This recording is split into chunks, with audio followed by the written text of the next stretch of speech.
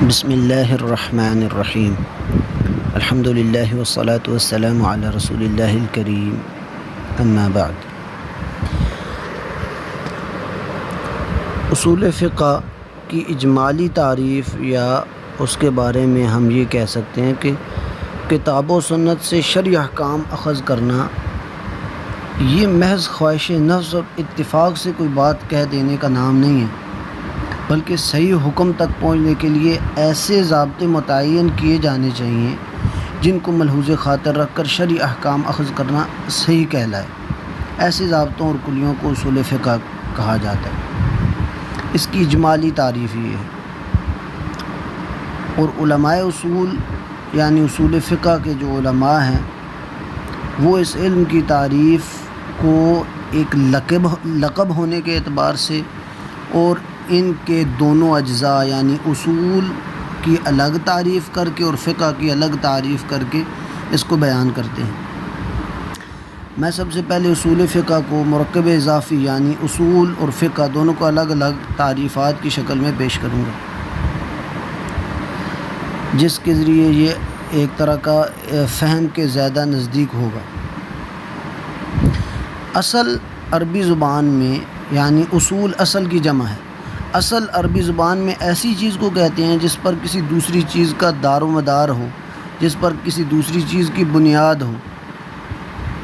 جیسا کہ کسی عمارت کی جو بنیاد ہے اس کو اصل کہا جاتا ہے اور اسی پر اس کا دار و مدار ہوتا ہے۔ اسی طرح عربی زبان میں اصل کا لفظ دلیل، کسی چیز کا راجع ہونا اور کسی قاعدے یا ضابطے پر بھی دلالت کرتا ہے۔ یہ ہوگی اصل کی بات۔ اصول یعنی کسی ایسے قاعدے اور ضابطے کو کہتے ہیں، ایسی چیز کو کہتے ہیں جس پر دوسری چیز کی بنیاد ہو۔ دوسرا اس کا حصہ ہے فقہ۔ اصول اور فقہ، اصول کی بحث ہوگی۔ فقہ کہتے ہیں عربی زبان میں کسی چیز کو سمجھنا اور اس کو جاننا، لیکن اگر ہم قرآن کی اصطلاح میں اس کو دیکھیں تو قرآن میں فقہ سے مراد گہری بصیرت رکھنا اور باریک بینی سے کسی بات کرنے والے کی غرض کو سمجھنا۔ جیسا کہ سورہ ہود میں اس کی ایک مثال پائی جاتی ہے، قرآن میں اور اس کی بہت سی مثالیں ہیں، لیکن اختصار کے تحت میں آپ کے سامنے ایک مثال بیان کر رہا ہوں۔ قوم شعیب ان سے فرماتی ہیں، ان سے کہتی ہیں، قوم شعیب جب اپنے نبی سے مخاطب ہوتی ہے تو کہتی ہے یا شعیب ما نفقہ کثیرا مما تقول، کہ اے شعیب علیہ السلام کہ ہم آپ کی اکثر باتوں کی غرض تک پہنچ ہی نہیں پاتے کہ آپ کس مقصد کے تحت وہ بات کر رہے ہیں۔ تو یہ ایک آیت آپ کے سامنے رکھی ہے جس کے تحت ہمیں معلوم ہوتا ہے کہ فقہ سے مراد ما نفقہ کثیرا یعنی ہم آپ کی بات کو غرض کو سمجھ ہی نہیں پا رہے۔ تو فقہ سے مراد کسی چیز کو گہری سمجھ بوجھ سے جاننا، اور اصطلاح میں اس علم کے ماہرین کے مطابق فقہ اس علم کو کہتے ہیں جس میں ان شرعی احکام جن کا تعلق عمل سے ہو اور جس کو تفصیلی دلائل سے غور و فکر اور استدلال سے اخذ کیا جائے۔ اب اس تعریف کی مطلب ایک جز کو میں شرح کے ساتھ آپ کے سامنے پیش کروں گا، انشاءاللہ یہ ساری چیزیں کلیئر ہو جائیں گی۔ کہ دیکھیں، سب سے پہلے کہا گیا کہ یہ فقہ ایسے علم کو کہتے ہیں جس میں شرعی احکام کے متعلق بحث ہو، اور وہ احکام جن کا تعلق عمل سے ہو، انسان کے عمل سے ہو، اور یہ احکام بھی تفصیلی دلائل کے ذریعے ایک غور و فکر اور استدلال کے ذریعے ان کو اخذ کیا جائے۔ سب سے پہلے قید لگائے گی کہ شرعی احکام ہوں، یعنی یہ کہ عام جو دنیاوی احکام ہیں یا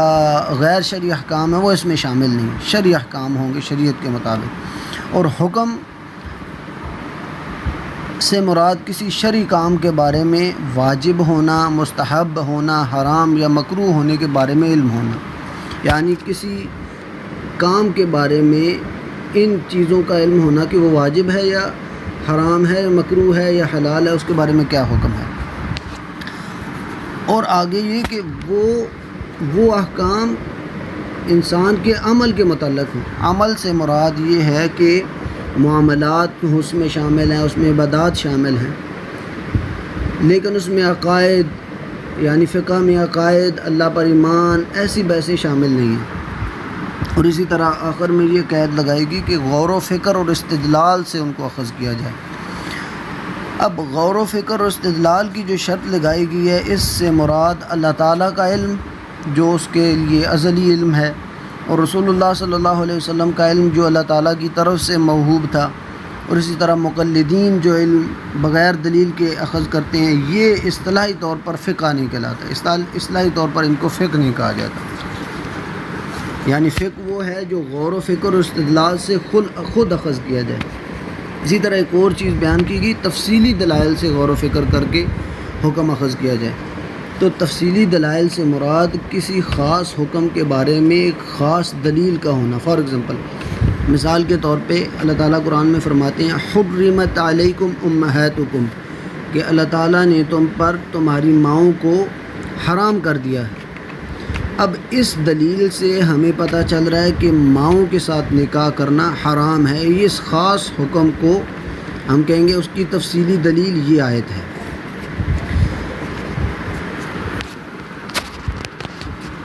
اس کے بعد اب دوبارہ ایک بار میں اس کو دہرا دیتا ہوں کہ یعنی فقہ وہ علم ہے جس میں شرعی احکام جن کا تعلق عمل سے ہو، ان کو تفصیلی دلائل یعنی ان کی خاص دلیل ہو قرآن و سنت سے، اس کو غور و فکر اور استدلال کے بعد اخذ کرنا، یہ فقہ کہلاتا ہے۔ اور ان کے قاعدوں اور کلیوں کو اور ان کے ضابطوں کو اصول فقہ کہا جاتا ہے۔ اب ان کی تعریف میں آپ کو ایک لقب ہونے کے اعتبار سے آپ کے سامنے رکھتا ہوں۔ اصول فقہ ایسے قاعدوں اور اجمالی دلیلوں کے علم کا نام ہے جن کے ذریعے فقہ کا حکم اخذ کرنے تک رسائی ہو۔ دیکھیں اس میں تین چار چیزیں، اصول فقہ میں ایسے قاعدے شامل ہیں، اور دوسری چیز اجمالی دلیلوں کا علم ہونا شامل ہے۔ قاعدے اور اجمالی دلیلیں یہ لقب کے طور پر جن کے ذریعہ فقہ کا حکم اخذ کرنے تک رسائی ہو۔ سب سے پہلے میں قاعدے کی بحث آپ کے سامنے رکھتا ہوں کہ قاعدہ اور کلیہ یا ضابطہ جس کو کہا جاتا ہے وہ ہوتی کیا چیز ہے۔ قاعدہ اس ضابطے کو کہتے ہیں جس کا حکم جزئی مسائل پر لگایا جائے جو اس کے مطابق ہوں، یعنی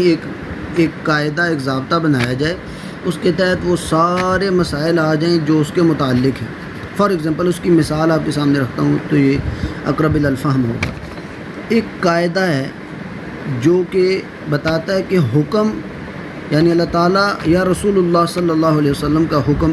کسی چیز کے واجب ہونے کے بارے میں بتاتا ہے، الا یہ کہ کوئی قرینہ یا کوئی ایسی وجہ پائی جائے جس کے ذریعے اس چیز کا حکم واجب سے کم ہو کے مستحب ہو جائے یا مباح ہو جائے۔ اب یہ ایک قاعدہ بن گیا کہ حکم جب بھی آئے گا اللہ تعالیٰ یا رسول اللہ صلی اللہ علیہ وسلم کا تو اس سے مراد واجب ہے، الا یہ کہ کوئی قرینہ ہو جو اس کے درجے کو کم کر دے واجب سے۔ اب اس کے تحت جو بھی حکم والی آیت ہے، قرآن اور حدیث میں جو بھی آیت ہے یا حدیث ہے جس میں اللہ اور نبی کا کوئی حکم ہے، وہ اس قاعدے کے تحت آئیں گے، اس قاعدے اور کلیے کے تحت آئیں گے۔ جیسے قرآن میں آتا ہے اقیم الصلاۃ وآتوا الزکاۃ، اب ان دونوں میں حکم کا صیغہ آیا ہے، اقیم الصلاۃ، نماز کو قائم کرو، یہ حکم ہے اللہ تعالیٰ کی طرف سے، تو یہ فرض اور واجب ہو گیا۔ اب اس کے خلاف کوئی ایسی دلیل نہیں ہے جو اس کو فرضیت کے درجے سے کم کر دے۔ اور اسی طرح ایک اور چیز ہے، ایک اور دلیل ہے کلو وشربو، کھاؤ اور پیو۔ اب کھانے اور پینے کو اللہ تعالیٰ نے واجب نہیں کہا، حالانکہ حکم کا ہی صیغہ ہے، کیونکہ یہ عام چیز ہے، کھانے پینے کی چیز ہے، حلال ہے، اللہ تعالیٰ نے اس کو حلال بنایا ہے، تو ان سے مراد